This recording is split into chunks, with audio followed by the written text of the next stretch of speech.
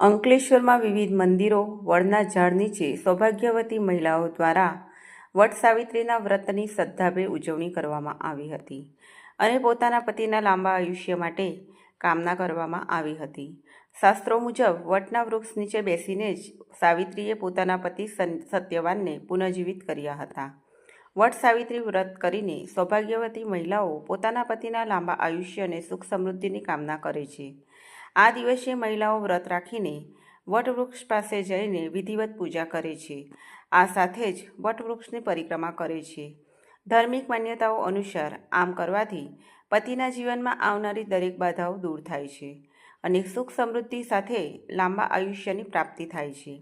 વટના વૃક્ષમાં બ્રહ્મ, વિષ્ણુ અને મહેશનો વાસ છે તેવી પણ માન્યતા છે. આથી અત્યંત ભક્તિભાવપૂર્વક આ પૂજન કરવામાં આવે છે. જય શ્રી કૃષ્ણ.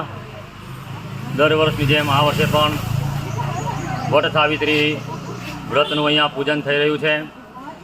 સૌભાગ્યવતી બહેનો પોતાના પતિની ચિરકાલ અને લાંબા આયુષ્યની પ્રાપ્તિ માટે અને સૌભાગ્યની પ્રાપ્તિ માટે અહીંયા વટ સાવિત્રીના વ્રતનું પૂજન કરી છે અને ઉપવાસ રાખીને પોતાના પતિને દીર્ઘ લાંબુ આયુષ્ય પ્રાપ્ત થાય એવી બ્રહ્મા અને સાવિત્રીને વિનવે છે. સાવિત્રી બ્રહ્મા ગાયત્રી સર્વદા પ્રિયવાદિની તેન સત્યેન મામ પાહી દુઃખ સંસાર સાગરાત. અને આવી ભગવાનને પ્રાર્થના અને પૂજા કરીને બહેનો અવૈધવ્યવની પ્રાપ્તિ માટે સૌભાગ્યવતી બહેનો અહીંયા વટ સાવિત્રીના વ્રતનું પૂજન કરે છે.